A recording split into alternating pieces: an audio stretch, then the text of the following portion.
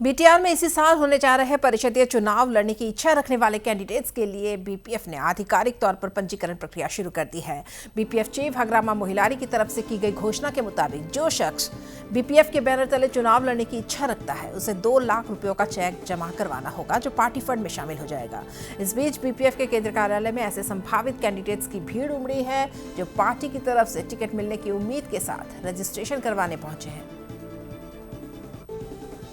এতিয়ালৈকে যিসকলে existing MCLA আছে তেওঁলোকে টিকেট বিচাৰিব নালাগে, তেওঁলোকৰ টিকেটটো অলৰেডি কনফাৰ্ম তেনেকুৱা ডিক্লেয়াৰ দিয়া হৈছে।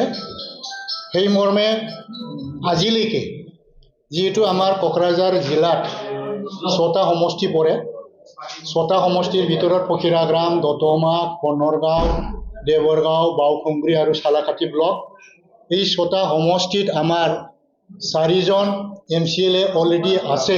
সেইকাৰণে টিকেট বিচাৰিব লাগিলে আমাৰ কোকৰাঝাৰ জিলাত অকল 2টাহে সমষ্টি বাকী থাকিল। এই সমষ্টি 2টা হ'ল পখিৰাগ্ৰাম সমষ্টি আৰু বনৰগাঁও সমষ্টি।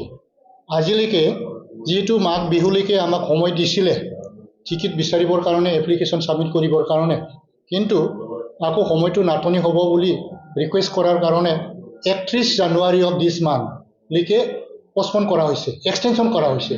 সেই মৰ্মে তেওঁলোকে যোৱাকালিৰ পৰা আমাৰ কোকৰাঝাৰৰ বাকী 2টা যিটো সমষ্টি আছে পখিৰাগ্ৰাম আৰু বনৰগাঁও ব্লক, এই পখিৰাগ্ৰামৰ পৰা আজিলৈকে আমি 2জনলৈকে পালোঁ আৰু 13 দিন বাকী আছে। এই 13 দিনৰ হয়তো খুব সম্ভৱ 1-2জন হয়তো এপ্লিকেণ্টছ আহিব পাৰে আৰু বনৰগাঁৱত এতিয়াও এজনো অহা নাই।